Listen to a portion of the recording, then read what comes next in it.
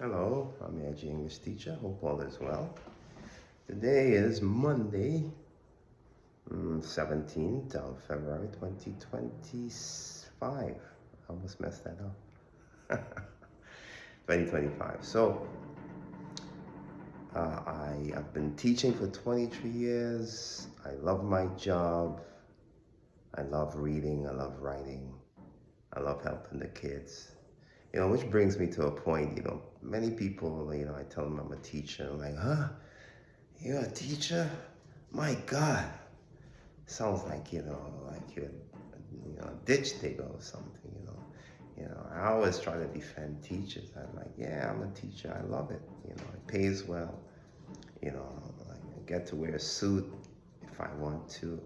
It's fun. What else is better than helping, children, right? Young people. So I teach high school.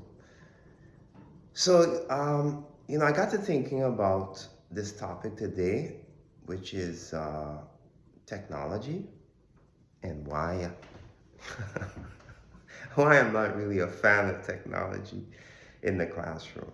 I know it sounds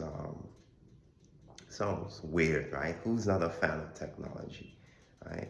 You got the computer, you got the smartphone, you got the smart board, you got the iPad, all these stuff, that's seemingly making us 1,000 times smarter. But if you peel back that layer, there's an ugly truth, you know. It's not all that it's cracked up to be. In fact, I would argue that it's making our kids dumber. Well, how can you say that? Well, they're lazier, they're less focused, and these are the side effects of over reliance on technology. So, um, how how is technology making us dumber, or at least our students? Well, let's just take a look at the let's say the laptop, right? There was a time when every kid or every parent or every school system demanded a laptop, right? My kid has to have a laptop, it's going to improve their education. And so a lot of cities, including New York, where I teach, got all their kids' laptops, right? Everybody has an iPad. But what ended up happening, what ended up happening, as you could be well aware, kids weren't using their iPads for research, right? They were using it to play games, to go on websites, to browse the internet. It has nothing to do with education, right? So there goes the iPad. With a book, on the other hand, you're stuck with it. It's it's a a two-way street, right? The book and you. There's nothing else. There's no distractions. So, I got to thinking about, other technologies in the classroom and what they promise and what they delivered. So, another example I can think about was a smartboard, right? I came around, I started teaching in 2001. We had blackboards, guys, some of you probably can't remember blackboards. I do, and then smart boards came around in 2020, I think 2005, 2005, right? We got smart boards. We had these little pens that you can write on the smart board. It was white, and then people were impressed. Yeah. The problem with those was, if you lost a pen, if you lost a pen, the thing wouldn't work. If you have on the other hand, if you have chalk, right? A pack of chalk is what, $2? It's not a big investment. But even more so, what I discovered about the simple old basic chalkboard chalkboard rather, but is that it gave you personality, right? Your personality was being represented on that chalkboard. How so? So check this out. When we write as teachers, right?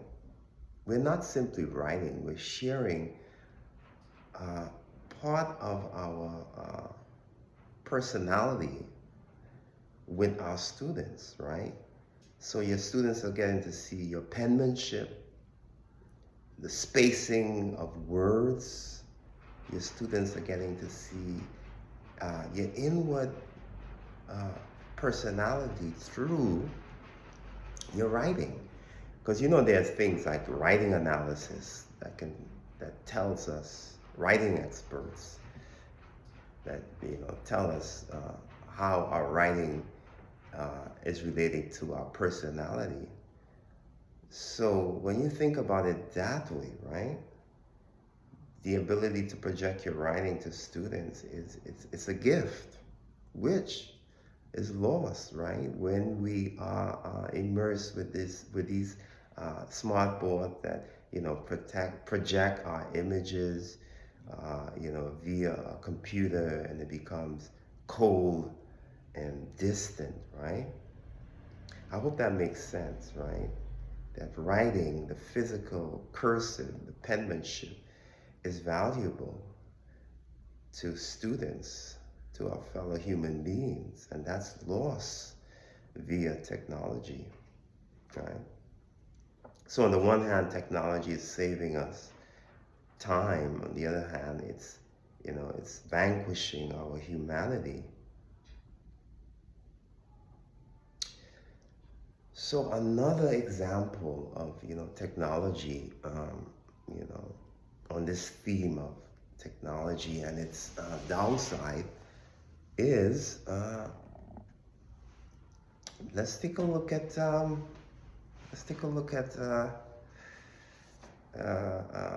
ebooks, right?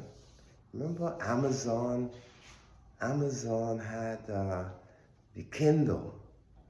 I know you guys remember the Kindle. So what was a Kindle, right? It was a device, right? What can you do with this device? You can store 100 books. 100 books on this little device. And also they had a pen that you can underline stuff, right? You can take the Kindle to the airport, on the beach. It had a 24-hour battery life. It seemed perfect. What could be the problem, right? But here's the thing. A Kindle could never be a book, right? 1 second. A Kindle could never be a book. I hope this is right, I'm sorry. A Kindle can never be a book. So, a book, you hold it. A book has pages. A book, you can write notes, phone numbers, love letters, bookmarks, right? A book. It's physical. You can touch it. You can smell it, right? You can throw water on it. You can put, you get the point. You can throw juice on it. So, the physicality, right, is what we are losing when we overinvest in these technologies, right? We are losing humanity in the process, and that translates into the classroom. The classroom, rather, has become cold. It's become sterilized. When I think about it, even the chairs, right? The chairs in the classroom are plastic. But when I was coming up, when I started teaching, even when I was young as a student, we had wooden chairs, right? And so wood is life. Plastic is recycled life, right? Wood creaks. And students would write their names. I love Jenny. 1981. That's gone. On a plastic chair, you write that, somebody could wipe it off with Windex, right? Or soap. You know, the creaking chairs, the wooden chairs, with names and dates are gone. The plasticity, the artificiality of the classroom has made our students cold. Hope I don't sound like a preacher.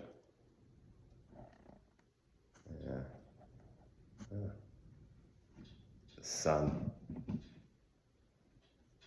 So, oh, there we go. Need more sun. All right, let's get back to this. So, now another issue is light, right? There's a lot of artificial light in school, and light is life. Light is life. So we have the fluorescent light, which is, you know, it almost kills intelligence, right? We need natural light. You know, some of these schools, they have shades and they pull the shades down. I'm like, how are you in a classroom when you don't see the sun? And you're fine with that, right? We need natural sunlight. We need fresh air. What does that do? Well, it stimulates the heart, it stimulates the brain cell, it stimulates the eyes so children can open up and be more receptive to learning. So, ultimately, what I'm saying is that learning, or rather, even though you know, technology has its place, we have become over-reliant on it, which has effectively dumbing down our students. The solution: get back to the simple, get back to the natural, get back to the basics. Reading books, writing by hand, and there's research that's showing writing by hand is more effective and more conducive to creativity than writing on a typewriter, which I don't do, but I think I should try to get back to that. So hopefully this was helpful. And if you like these videos, I am an edgy English teacher. You know, you can write a comment. I think I have 5 viewers, 5 subscribers, and growing. I'm an edgy English teacher. I love my job. Peace. God bless.